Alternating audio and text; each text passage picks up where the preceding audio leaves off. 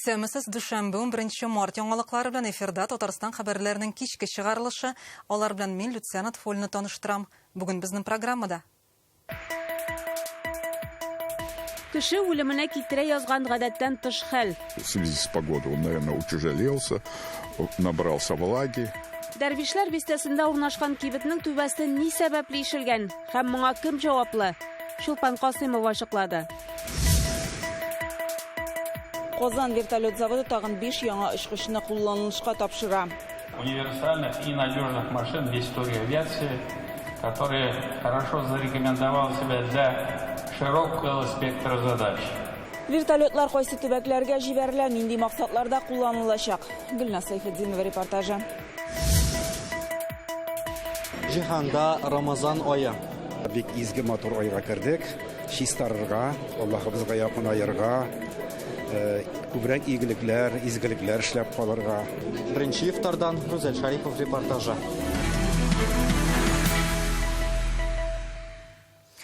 Могҗиза белән генә кеше үлеменә китерми калган гадәттән тыш хәлдән башлыйбыз.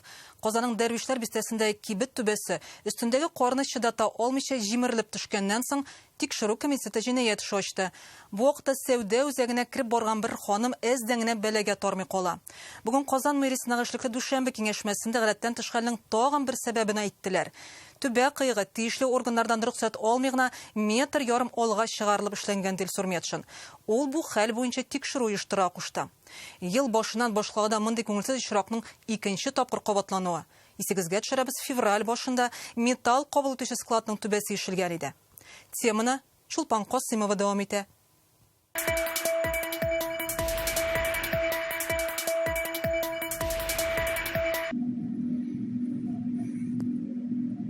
Күзәтү камераларынан күренгәнчә бер хатын-кыз әздән генә ишелгән түбәсендә калмаган. Ул җимерелгән тавышны ишетеп сәүдә үзәгенә йөгереп керә. Гадәттән тыш хәл кичә кичке сәгать 5 яртылар тирәсендә булган. Ишелеп төшкән түбәнең мәйданы 75 квадрат метр. Җимереклекләр астында кешеләр калмаганмы дип, коткаручылар һәм кинологлар тикшерү үткәргән. Бәхеткә зыян күрүче булмый. Гадәттән тыш хәлнең сәбәбен биредә яшәүчеләр түбәдә кар күп булу белән бәйләп аңлата. Кырылма авыр карны күтәреп тора алмаган диләр. Но я не помню, вот 40 лет тут живу уже. Мин биредә 40 елдан артык яшим. Моның кадәр кар булганын хәтерләмим. Көннәр җылтып җибәргәч, кар юешләнгән һәм авырайгандыр да, түбә килеп төшкәндер дип уйлыйм. С крыши упала и сюда прямо рухнула.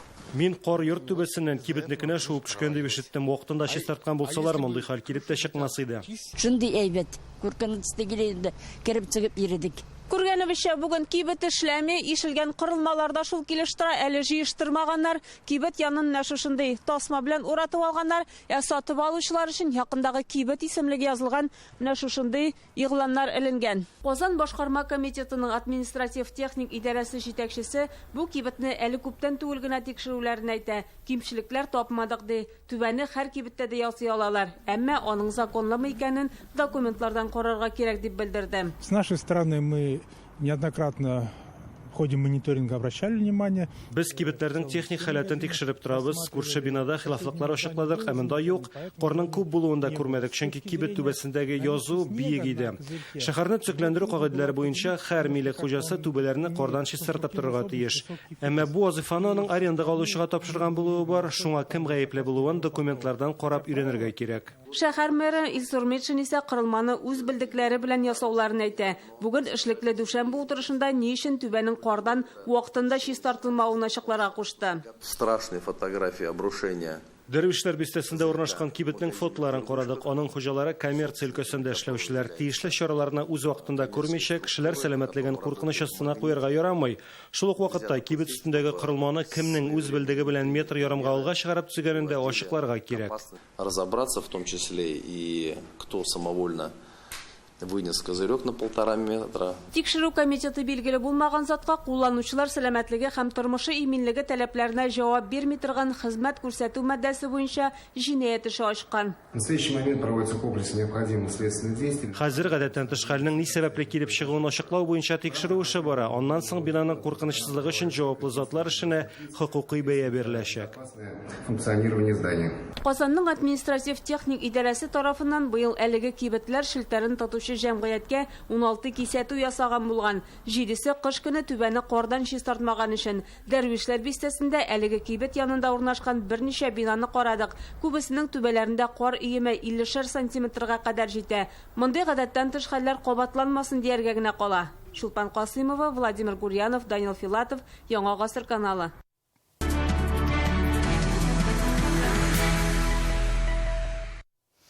Казан вертолет заводы өчен мөһим вакыйга. Бүген предприятие яңа 5 очкычны җыеп бетереп, аны хуҗаларына тапшырды. Ми-8 вертолетлары 4 төбәккә китәчәк. Икесе Коми республикасына, берәр очкыч Ерак Көнчыгыш, Камчатка, Мәскәү өлкәсенә җибәрелә. Бүген тантанага республика рәисе Рөстәм Миңнеханов, Коми башлыгы Владимир Уйба, дәүләт транспорт лизинг компаниясе җитәкчесе Евгений Дитрих килде. Быел Казан заводы Россия төбәкләренә шундый 40 һава транспорты җибәрергә тиеш. Бу заказлар завод үсешендә ничек чагылыш табачак? Киләсе репортаж шул хакта. Казан вертолет заводында тантаналы вакыйга. Алар яңа 5 вертолетны җыеп бетергән һәм бүген кулланышка тапшырдылар. Аңа кадәр очкычларны Рөстәм Миңнеханов кунаклар белән бергә карап чыкты. Заводта вертолетларны елдан-ел уңайлырак итү өчен эшлиләр. Ми-8 МТВ очкычларын 50 градус суыкта һәм эстедә кулланып була. Алар 4 тонна йөк күчерә ала. Ягулык өчен өстәмә баклары бар. Эта машина фактически она собрана из отечественных комплектующих. Бу машина үзебездә ясалган җиһазлардан җыелды. Элек читтән кертелгән запас частьләрне алыштыру буенча эш башкарылды. Комплектацию, которая ранее устанавливалась. Пассажирлар өчен монда 23 урын, очкычларның яктырту системасы тагында камилләштерелгән, вертолет күз күреме начар булганда да утыра ала. Это одна из самых массовых, универсальных и надежных машин в истории авиации, которая хорошо зарекомендовала себя для широкого спектра задач. Отмечу, что в рамках поддержки Казанского вертолетного завода и ГТЛК до 2026 года различные регионы нашей страны получат 70 вертолетов. Это очень серьезные цифры, это практически годовой объем. Ми-8 вертолетларының яңартылган төрләре, аларны тапшыру тантанасы цехта уза. Очкычларны төрле максатларда: пассажирлар йөртү, йөк ташу, медицина ярдәме күрсәтү, коткару эшләре алып барганда кулланылып булачак. Вертолетлар бу төр транспорт аеруча да кирәк булган төбәкләргә җибәрелә. Икесе Коми республикасына аша. Аларда юлсыз һава транспортында гына барып җитеп була торган торак пунктлар күп. Территорияның 80%-ын урманнар алып тора. Только вертолетом можно долететь. Вертолет безнең якларда тормыш көнкүреш алып бару өчен көндә кирәкле транспорт. Авыруларны коткарып калу гадәттән тыш хәлләрдә бар тик шундый бригадаларны гына кулланган очраклар күп. Шуңа да аларга зур өмет баглыйбыз. Вертолет для нас действительно очень важен. Символик очкычларны Мәскәү өлкәсе, Ерак Көнчыгыш һәм Камчатка авиакомпанияләре вәкилләренә дә тапшырдылар. Вертолет Ми-8. Бүген очкычларыбыз төрле авиакомпанияларга китә, төрле максатларда кулланылачак. Беренче чиратта алар Ерак Көнчыгыш төньяк төбәкләрдәге кырыс шартларда пассажирларны күчереп йөртү өчен файдаланыла. Кулланучыларның фикер теләкләрен истә тотып, без вертолетларны яңартуны дәвам иттерәбез. Использовать в различных регионах России. Наша задача, мы видим ее в том, чтобы дать заводу долгосрочный, стабильный заказ, который будет обеспечивать работой. Безнең максат заводны озакка исәпләнгән заказ белән тәэмин итү. Димәк, хезмәткәрләргә эш булачак. 2012 елда 12 машинага заказ булса, узган ел 30-га җитте. Быел Россия компанияларына 40 Ми-8 һәм 4 Ансат очкычларын тапшырачакбыз. Прошлый год это было уже 30 машин. Рөстәм Миңнеханов предприятие хезмәткәрләре белән дә аралашты. Заводның хәзерге хәле, мөмкинлекләр, эш шартлары турында сөйләшәләр. Сколько средняя зарплата сейчас? Сейчас 94, как бы средняя по заводу, и 112 у рабочих. Ну, зарплата, главное, чтобы работа была. Если у нас заказы будут, а у нас заказы есть, модельный ряд 8 есть, у нас Ансат есть, Ми-38 есть. Спросил... Мин яңа корпуслар турында сорадым. Алар бездә төзелә. Җыю цех, авиация, укыту үзәге. Безнең цех яңа булачак. Шартлар тагын да яхшыра. Новый цех окончательной сборки и авиационный учебный центр. Шул рәвешле заводта эш шартларын яхшырту, биредә җыела торган вертолетларның техник сыйфатларын камилләштерү буенча эш бара. Яңа транспорттан бүген символик ачкычлар гына тапшырдылар. Якын көннәрдә вертолетлар төбәкләргә очачак. Гөлнас Сайфетдинова, Гадел Миндуваев, Яңа гасыр каналы. Бүген Рөстәм Миннеханов шулай Казанның Дары заводы коллективы белән очрашты. Предприятиедә 3000 кеше эшли. Рәис билгеләп үткәнчә, заводның мөмкинлекләре зур. Ул илнең стратегик әһәмияткә ия предприятиесе. Дәүләт оборона заказларын үтәүдә актив катнашалар. Шулай ук биредә мөһим инвестицион программа тормышка ашырыла. Перспектива завода очень большая. Вы пришли на правильный завод. Сегодня вот ваш завод ведущий. Правильно я говорю? Абсолютно. Да, ведущий. Благодаря вашей самоотверженной работе. Ваш коллектив – это в системе обеспечения безопасности страны одно из самых стратегических важнейших предприятий.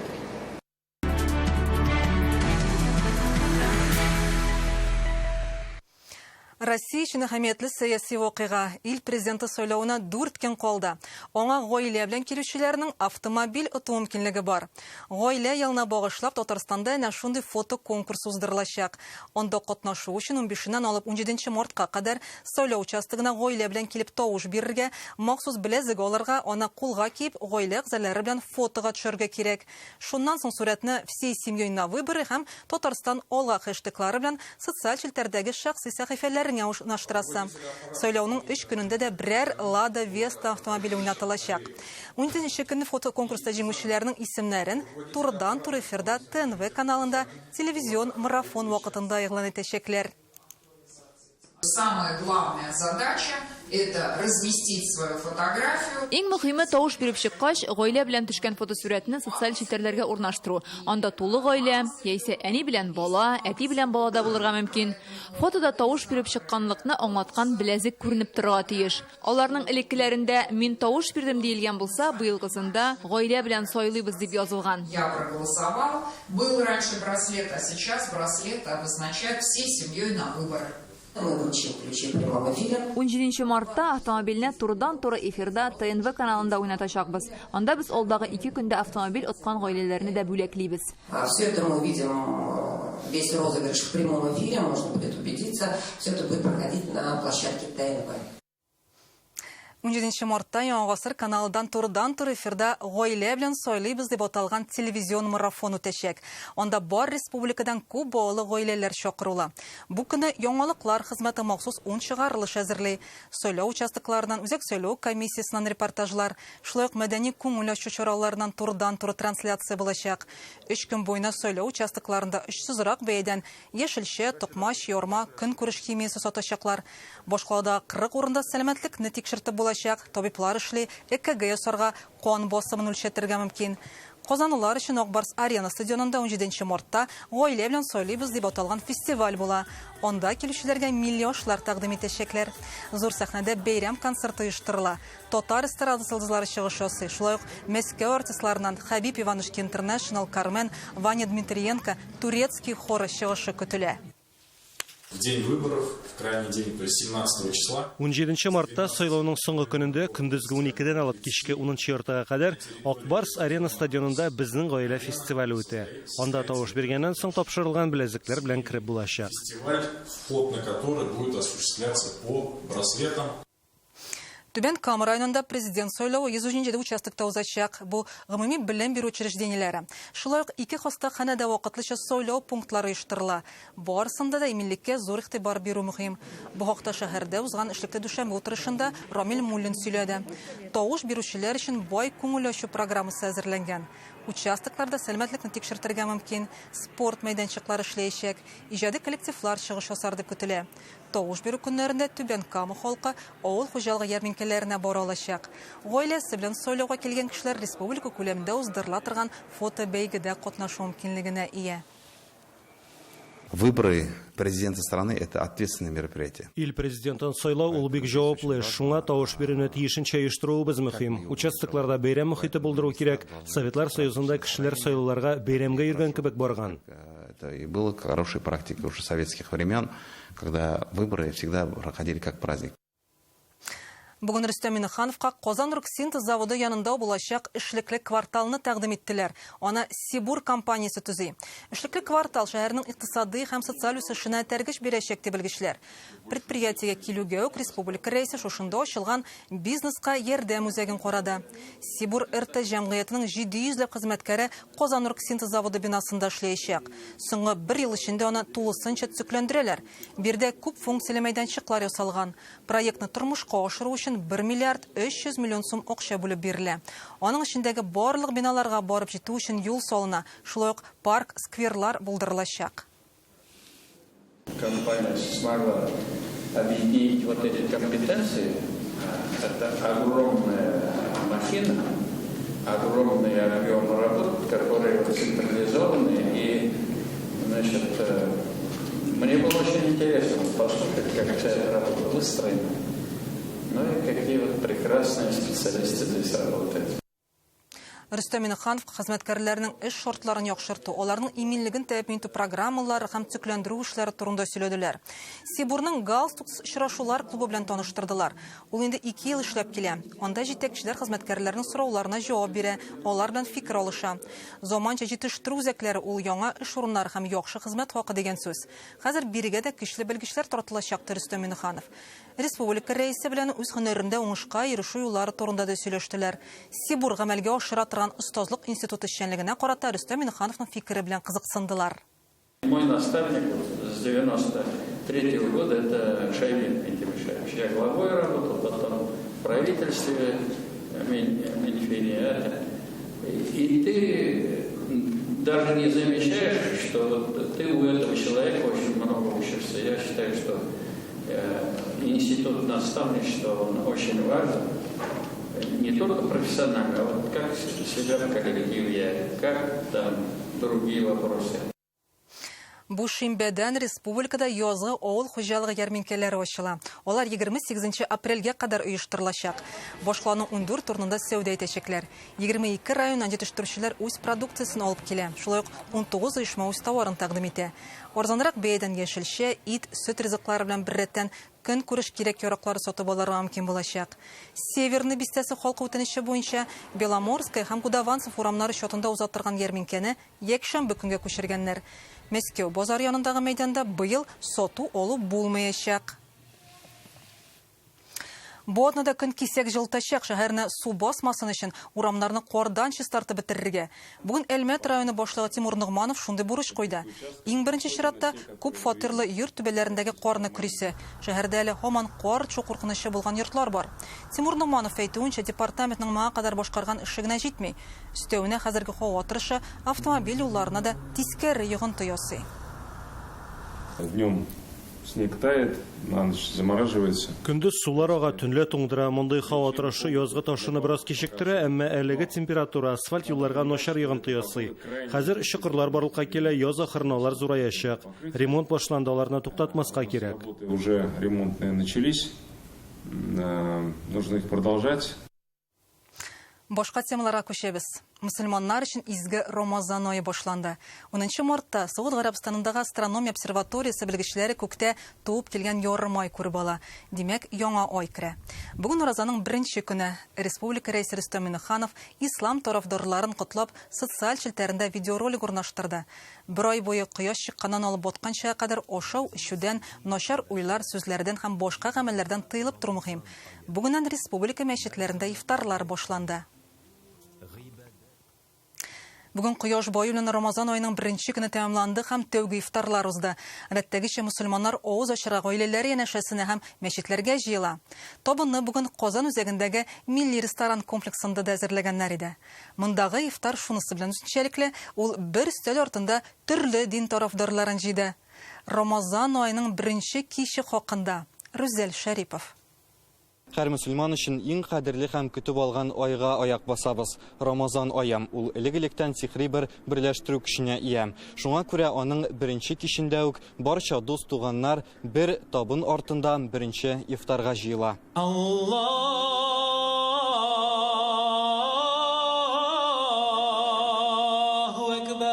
Залда Коръән сүрәләре яңгырый, ул бөтен мөселманнарны авыз ачырга чакыра. Беренче ифтар чит ил мөселманнарын министрларында берләштерде. Бирегә 200-дән артык кунак чакырыла. Рамазан ае кергәндә футихат абвабул janna, janнат ишекләре ачыла. Ва гуликат абвабун ниран, тамуг Җәһәннәм ишекләре ябыла, васулсиләти шаятин һәм шайтаннар шылбырга бәйләнә. Шул нисбәттән ураза да тоту безгә бик җиңел, башка айларга караганда бик рәхәт тота алабыз. Аннан соң савапларыбыз да арттырылып бирелә. Это месяц очищения, это месяц спокойствия, это месяц покоя, дружбы, мира. 2024 ел Россиядә гаилә елы, шуңа быелгы ифтарлар гаилә кыйммәтләрен ныгытырга ярдәм итәр дип ышандыралар. Беренче тапкыр балалар ифтары уздырачаклар. Безнең вокальный конкурс балачак бар, анда безнең талантливый балалар бар. Аннан соң бала сити безнең дус школа бездә бар. Аннан соң бар балалар кем туган батыр проектта катнаша. Вот и без аларны чакырабыз. Чыннан да бик изге матур айга кердек. Чистарырга, Аллаһыбызга якын аерга, күбрәк игелекләр, изгелекләр эшләп калырга, якыннарга тагы да якынрак булырга, дуслар белән күбрәк дуслашырга, һәм инде мохтаҗларның хәзрәт күңелен күрергә тырышырга, чөнки бу халәттә үзеңне алар хәленә куеп карыйсың бит инде. Ифтарларны Татарстан мәчетләрендә дә көн сайын уздырырга ниятлиләр. Традиция буенча республика күләм ифтарда оештырыла. Ул быел 29 мартта 12нче тапкыр узачак һәм 12 мең кешене җыяр дип көтелә. Рамазан ризыктан тыелып торудан бигрәк рухи чистарыну, изге гамәлләр аем ул быел 11 мартта башланып, апрель башына кадәр дәвам итәчәк. Ураза бәйрәм 10 апрельдә узачак. Рүзәл Шарипов, Гадел Миндубаев, Яңа Гасыр каналы. Лениногорскида каһарман якташыбыз Россия герое Дамир Исламовка багышланган бокс ярышы узды. 7 мартта аның батырларча һәлак булуына 2 ел булды. Дамир яшь үсмер чагыннан ук бокс түгәрәгенә йөргән, буш вакытында спорт белән шөгыльләнгән. Ил күләм ярышларда катнашып туган ягына җиңеп кайткан. Бу ялларда каһарман истәлегенә рингта 40 яшь спортчы көч сынашты. Яшлек стадионы шыгырым тулы, ярышта катнашучылар һәм җанатарлар 1 минутлык тынлык белән якташлары Россия герое Дамир Исламовны искә алды. Бүген ул үзе дә биредә кебек яшь егет зур сурәттән якташларына карап тора. Мин аның тренеры, аның истәлеген өчен үткәрәм бокс буенча ярышлары. Бу спортсменнарын аңлатам, кем булган Дамир Исламов. Алар беләләр, кем Дамир Исламов. Ничек герой булды? Это гордость нашей России. Гадел Гәрәев иң кечкенә боксчы, аңа 9 яшь, якташы Дамир Исламовның батырлыгы турында өлкәнрәк спортчылардан ишетеп белә. Бүген ул бирегә җиңәргә дип килгән. Я, когда вырасту, хочу стать настоящим профессиональным боксером.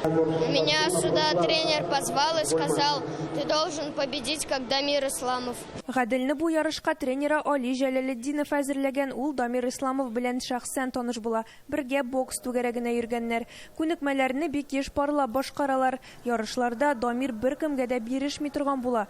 4 ел эчендә ул нибары 1 тапкыр гына җиңелгән. Никогда у него не было, чтобы он срывался. Ярыш уртасында Дамирның бер кайчанда булды, бетте, ардым дип әйткәне булмады. Ул аларның һәрберсенә җиңәм дип бара иде.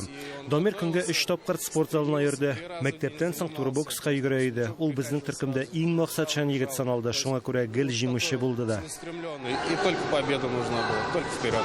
Дамир Исламов җитәкчелегендәге экипаж 2022 елның 7 мартында СВО зонасында каршы якның 4 танкын юк итә. Аннары үзләренә ут ачалар, танклар шартлый. Бөтен экипаж өлкән лейтенант Дамир Исламов, ефрейтор Дамир Гыйлемханов, рядовой Иван Цевун һәлак була. Батыр егетләрнең өчесе дә үлемнәреннән соң Россия герое дигән дәрәҗәле исемгә лаек дип табыла.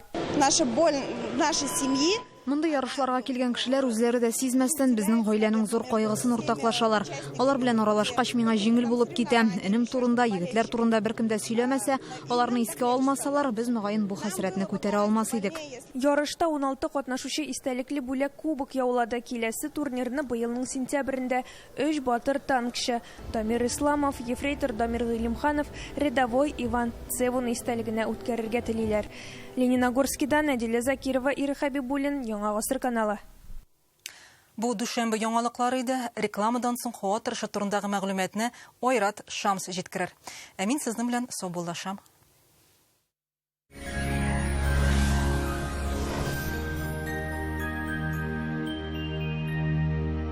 Исәнмесез. Сезнең белән мин, Ойрат Шамс. Татарстанда көндез температура күтәреләчәк, әмма төнге температура түбән булып кала. Хәзер тулырак. Яз, яңару чоры. Данил Мастердан түбән бәядән кухня яки шкаф-купега заказ бирергә ашыгыгыз. Март ахырына кадәр генә корпус җиһазлары 20% ташлама белән тәкъдим ителә. Тулы мәгълүматны Казандагы 2-167-166 телефонына шалтыратып белә аласыз. Яндекс Погода сервисы мәгълүматлары буенча Орша, Биектау, Кукмарада болытлы, кар явачак. Көндез температура 0 градустан -3 градуска кадәр, төнлә -8 градустан -13 градуска кадәр. Бу Акамы тамагы Кайбышта болытлы булачак, кар фаразлана. Көндез температура 0-1, төнлә -5-10 градус булачак. Чистай, Мамадыш һәм Нурлатта да явым-төшем. Температура көндез 1-3, төнлә 8-11 градус салкын. Түбән Кама, Яршаллы һәм Актанышта болытлы, кар. Температура көндез 3-5 градус һәм төнлә 10-14 градус салкын. Әлмәт, Баулы һәм Азнакайда температура көндез -3 градустан -6 градуска кадәр, төнлә -8-9 градус. Монда да болытлы һәм явым-төшем көтелә. Республиканың туристлык шәһәрләрендә дә көндезге һәм төнге температуралары нык аерыла. Зөядә болытлы булачак, кар көтелә. Көндез температура 0 градус, төнлә 9 градус салкын. Болгарда да көндез 0, төнлә -8 градус. Монда болытлы һәм кар. Алабугада да болытлы булачак һәм бераз кар явачак. Көндез температура 3, төнлә 11 градус салкын. Аверс банкы шәхси затларга һәм корпоратив клиентларга банк хезмәтенең барлык төрен күрсәтә. Бизнес өчен банк расчет касса хезмәте, кредит, банк гарантияләре һәм акчаларны эффектлы куллану алымнарын тәкъдим итә.